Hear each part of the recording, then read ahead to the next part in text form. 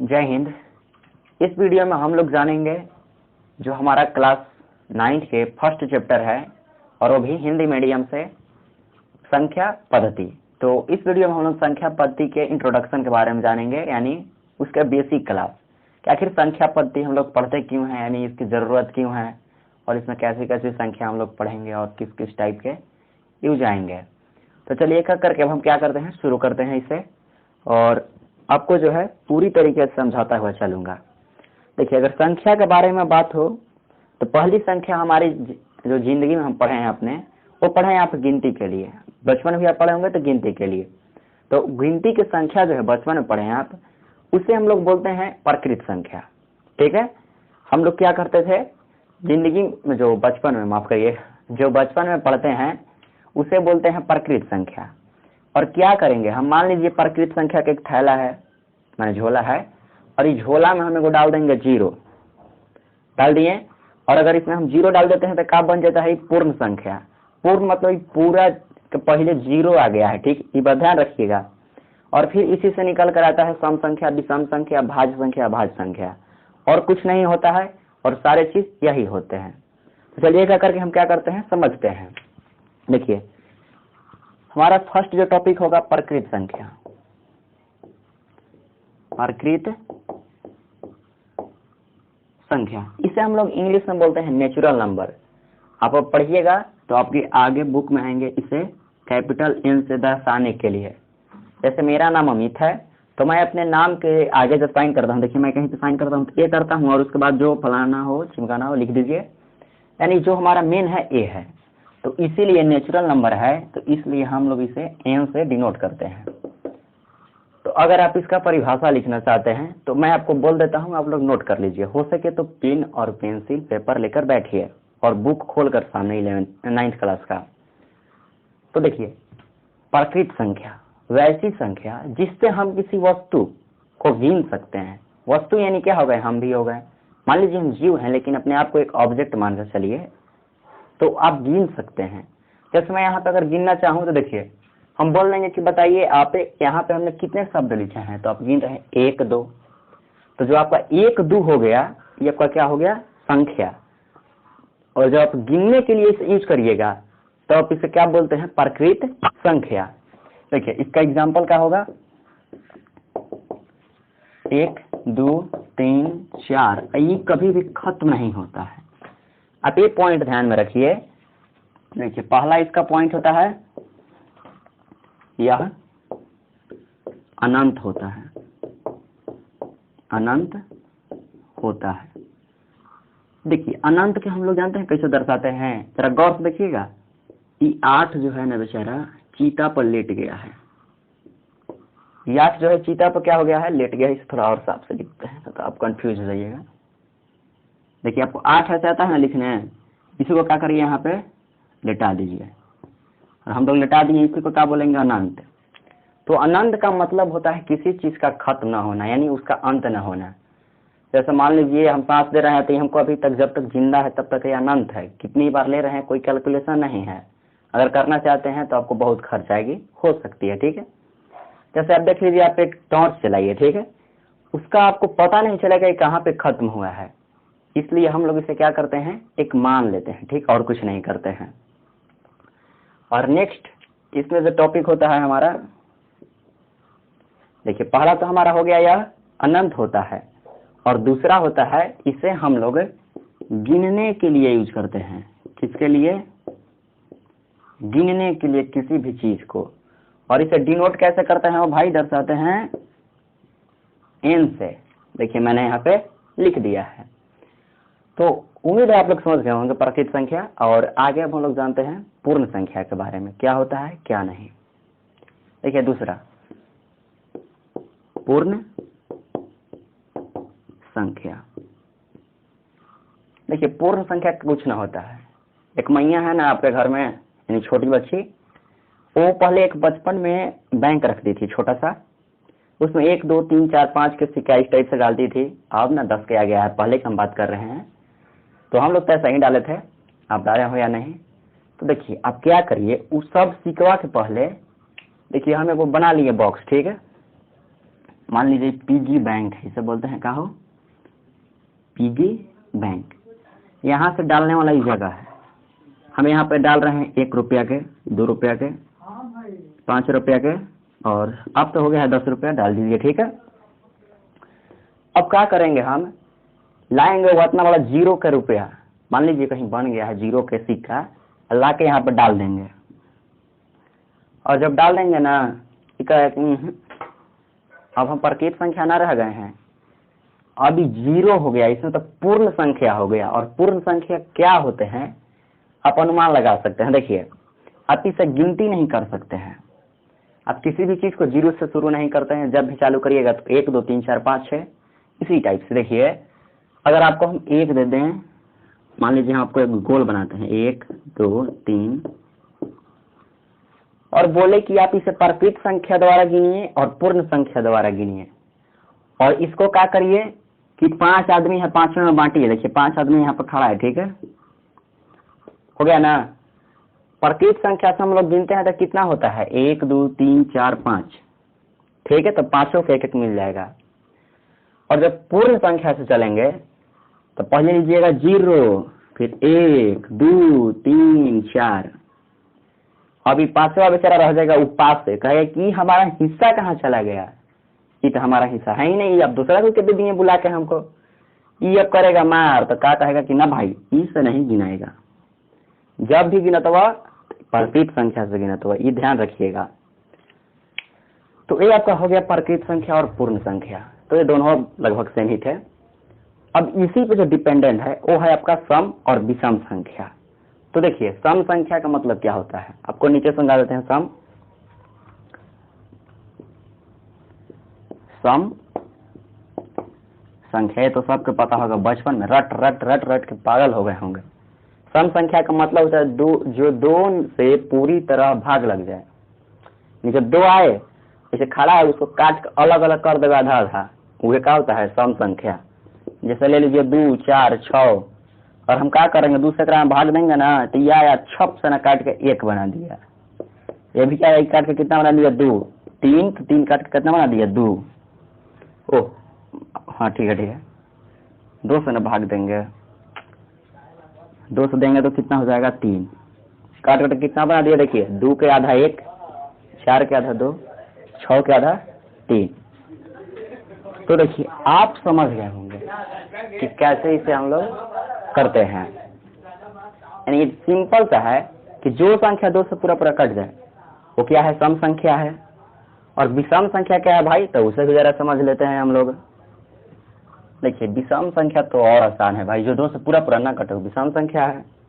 अगर आप सबका परिभाषा लिखना चाहते हैं तो मैं एक बार बोल दूंगा सभी का एक करके। चौथा, विषम संख्या। देखिए विषम संख्या का मतलब हो गया का सम संख्या के उल्टा भाई। ई पैदा हुआ है गोड़ की तरफ से, तो पैदा हो गया मुड़ी की तरफ से। ये कह रहा है कि हम 2 से कटेंगे, कहा है कि हम ना कटेंगे, तो ना कटिए भाई, जाओ रहो अकेले, जिंदा रहो मरो।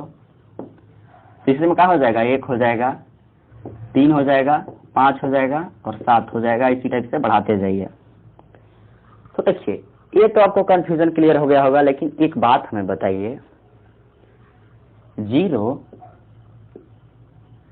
सम है या विषम?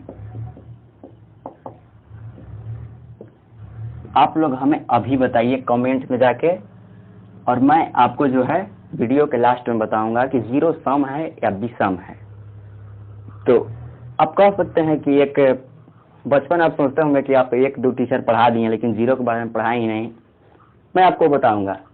तो चलिए अगला हम लोग देखते हैं भाज्य संख्या। क्या देखते हैं, भाज्य संख्या। तो जैसे देखिए ये प्रकृत संख्या से किसका रिलेशन था, भैया भतीजा का, पूर्ण संख्या के, और सम संख्या किससे रिलेशन था, विषम संख्या से। अब भाज्य संख्या के एगो क्या होता है, रिलेशन होता है। जैसे हमारा भी कोई भाई है ना, चचेरा मेरा फुफेरा, इसका भी एगो भाई है, वो है कौन, अभाज्य संख्या। अभाज्य संख्या। देखिए घर में 2 भाई है ना, तो वो कहे कि ना हम ही ना खाएंगे, तो वो कहेगा कि ना हम दोसर खाएंगे। इसे काम करता है दोनों। जैसे सम विषम में हो गया, सेम टू सेम यही है। भाज्य संख्या क्या करेंगे, कुछ ना, देखिए ना, सिंपल है। भाज्य संख्या का मतलब होता है कि आप एक ले लीजिए और कोई संख्या ले लीजिए, तो उसको हम नाम देते हैं अपने आप। ठीक है, अपने आप काहे लिखे अभी समझते हैं। एक हम ले लिए और क्या ले लिए, अपने आप। कोई सोच रहा है कि बकलोल मास्टर का है अपने आप कौन संख्या होता है। देखिए पहले एग्जांपल से समझिए। हम लेते हैं 4 और एक और एग्जांपल लेते हैं 6 और बोलते हैं कि बताइए भाज्य संख्या है कि नहीं है। तब सीधे सीधे क्या करिए, गुणनखंड। बचपन में जो पढ़े थे ना, छप छप पढ़ते हुए नीचे आते थे, वही वाला।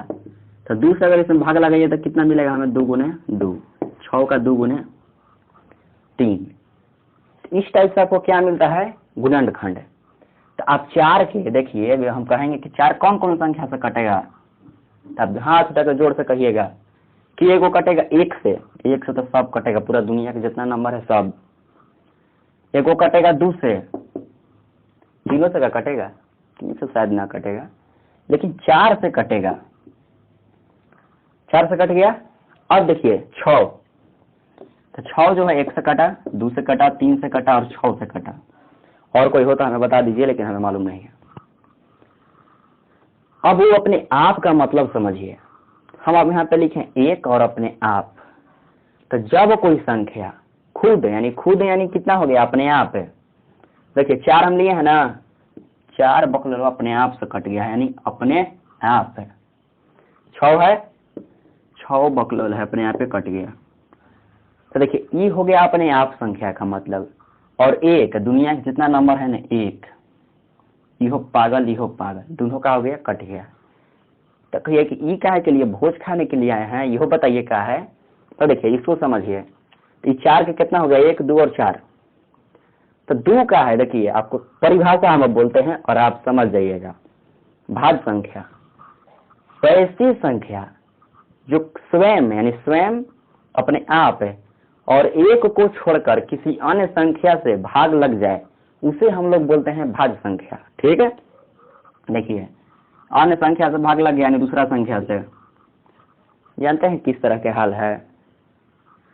एक क्रोध से एक तो है ये है, मान लीजिए एगो पति है, ठीक है, और एक है बॉयफ्रेंड, एक वाव के लगैले है यहाँ, तब वो क्या कहलाएगा, भाज्य संख्या। मान लीजिए मजाक है, ये सब सीरियस न लीजिएगा, समझने का बस एक तरीका है। देखिए यहाँ पे वही फंडा बनाइए, पति और ये क्या है, बॉयफ्रेंड, आई 2 गो आउ लगैले है, ये तो आउ बड़का लफड़ाबाज है। ये दोनों का है भाज्य संख्या, दूसरा से लग गया यानी क्या है, भाज्य है। समझ रहे हैं ना। आगे देखिए भाज्य संख्या।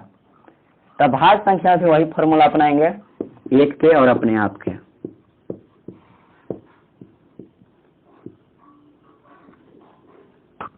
तो देखिए अब भाज्य संख्या 1 और अपने आप का फॉर्मूला आराम से समझ सकते हैं। जैसे हम लिख दें यहाँ पर 2, 3, 5, 7, ज्यादा लिखते हैं और बोलते हैं कि बबुआ तू 1 आई 2 को छोड़ के एकरा में भाग लगाओ, कहाँ से लगेगा।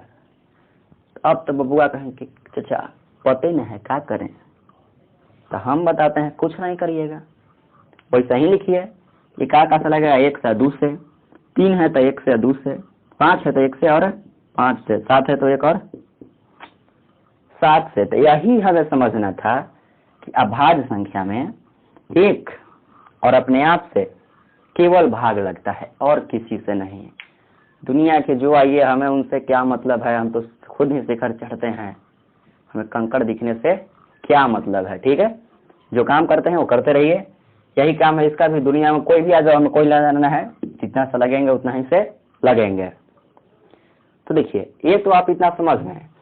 अब हम आपको जरा समझा देते हैं पूर्णांक। ये आपको जो है चैप्टर के लिए इम्पोर्टेंट है, हम इसीलिए इतना नहीं भूख रहे थे, इम्पोर्टेंट चीज है, तभी हम इससे क्या कर रहे थे, पढ़ा रहे थे। तो देखिए पूर्णांक का है, आप वो समझिए। पूर्णांक का मतलब ये होता है पूरा। क्या होता है दोस्त, पूरा। देखिए पूर्णांक, तो देखिए आपको पूर्णांक बोलने में ही पता चल रहा है कि पूर्ण अंक है। पूर्ण का मतलब होता है पूरा और अंक का मतलब हो गया संख्या। तो पूरा संख्या के हम लोग क्या कहते हैं? पूर्णांक। तो ये पूर्णांक को बड़ा हरामी है। यह दो प्रकार के है, एक है धनात्मक है और एक है ऋणात्मक। क्या है? ऋणात्मक। तो एक धनात्मक ऋणात्मक का हो गया। धनात्मक मतलब होता है प्लस में और ऋणात्मक मतलब होता है माइनस में, सीधे तौर पर। देखिए धनात्मक हम लीजिएगा, एग्जाम्पल ले लीजिए इसका 2, 4, 9, 20, 100, 1000 कुछ भी लीजिए ना, लेकिन प्लस में होना चाहिए, ठीक है? कभी खत्म ना होगा, हमें प्लस में चाहिए और जो कभी खत्म ना हो, वैसी बात हमें ध्यान रखना है और कुछ नहीं। अगला है आपका ऋणात्मक। ऋणात्मक, तो ऋणात्मक आपका क्या होता है? देखिए यह सबका माइनस में कर दीजिए ना, काहे के लिए ज्यादा लीजिएगा लाफड़ा? 1000, 5000, 20000 आपको जितना था उतना लिखिए, क्या में लिखना है, लेकिन माइनस में। तो आप हमेशा ध्यान रखिएगा, आपको क्वेश्चन भी पूछेगा एक्सरसाइज में कि पूर्णांक संख्या पूर्ण संख्या है कि नहीं। इस सब बताने के लिए परिमेय संख्या के लिए आपको एक ध्यान रखना होगा बात है कि पूर्णांक संख्या का जो रूप है ना, जब भी रहेंगे ससुरे, ये रहेंगे m के रूप में या m/1 के रूप में। तो कैसा बकलोल मास्टर है हो, m और m/1 में एक ही फर्क का हो गया। तो देखिए दोस्त, फर्क कुछ नहीं होता है। आप चाहते हैं तो देखिए आपको लग रहा हो कि m है, m के रूप में, और हम अगर 2 में 1 से भाग कर देंगे तो क्या इसका कुछ बिगड़ जाएगा? साड़ी पहन ले तो साड़िये पहन ले है, न कि ये थी पहन लेगा, ठीक है? भारतीय नारी वाला काम करता है। 2/1 तो कर दीजिए तो 2 है, ठीक है? तो आप ये समझ गए होंगे कि 2 m के और m/1 के रूप में सब होते हैं। देखिए माइनस में है तो -4/1 रख दीजिए, प्रॉब्लम खत्म। तो आप सोचेंगे कि अब पूर्णांक काहे के लिए बताएं? तो पूर्णांक हम आपको इसीलिए बताए हैं कि अब आप लोग जानिए परिमेय तथा परिमेय संख्या के बारे में अगले वीडियो में, और फिर उसके बाद जानिए वास्तविक संख्या के बारे में, जो कि मेन पॉइंट है। अगर आप जान लिए हैं परिमेय और अपरिमेय और वास्तविक है, आपको डाउट खत्म हो गया। तो मिलते हैं अगले वीडियो में दोस्तों, अभी के लिए बस इतना ही। जय हिंद,